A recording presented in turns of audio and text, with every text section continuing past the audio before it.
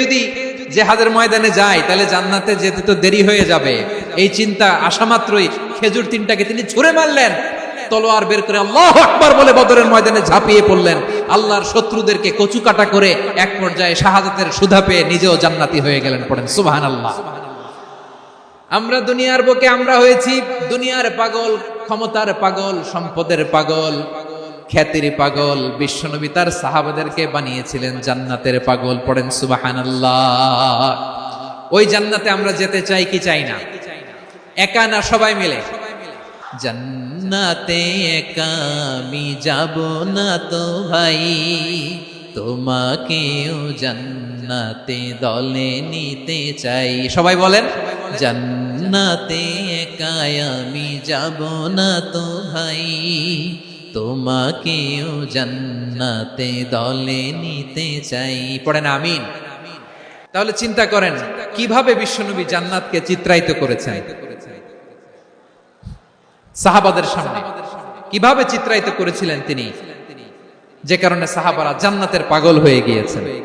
আমরা যদি দেখি the way the prophet Muhammad portrait জান্নাত, কিভাবে তিনি পোর্ট্রে করেছেন জান্নাতের যে সৌন্দর্য, কিভাবে তিনি সাহাবাদের সামনে তুলে ধরেছেন। বিশ্বনবী আল্লাহর কোরআন থেকে আমাদেরকে জানান, আল্লাহর জান্নাতের সুসংবাদ দানকারী করে যে আল্লাহ আমাকে পাঠালেন। তোমরা কি জানো আল্লাহর জান্নাত কত সুন্দর?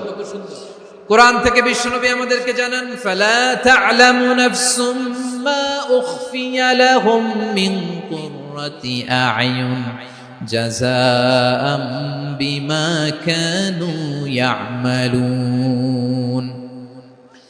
মানুষের কর্মের প্রতিফল হিসেবে কত চমৎকার জান্নাত রব্বুল আলামিন নাজ নেয়ামত দিয়ে পরিপূর্ণ করে আমাদের জন্য প্রস্তুত করে রেখেছেন। পৃথিবীর কোনো মানুষ সেটা জানে না। পড়েন সুবহানাল্লাহ।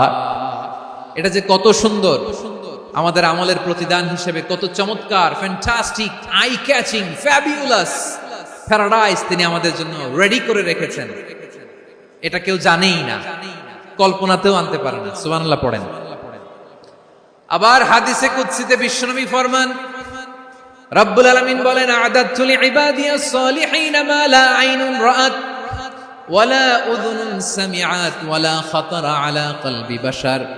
আল্লাহ বলেন, আমার নেককার বান্দাদের জন্য এমন চমৎকার জান্নাত আমি রেডি করে রেখেছি, মা লা আইনুন রাআত, কোন চোখ সে জান্নাতকে দেখে নাই, ওয়ালা উযুন সামিআত, কোন কর্ণকুহর সেই জান্নাতের আওয়াজ শুনে নাই, ওয়ালা খাতারা আলা কলবি বাশার, মানুষ কল্পনাতেও জান্নাতের ছবি আঁকতে পারে না।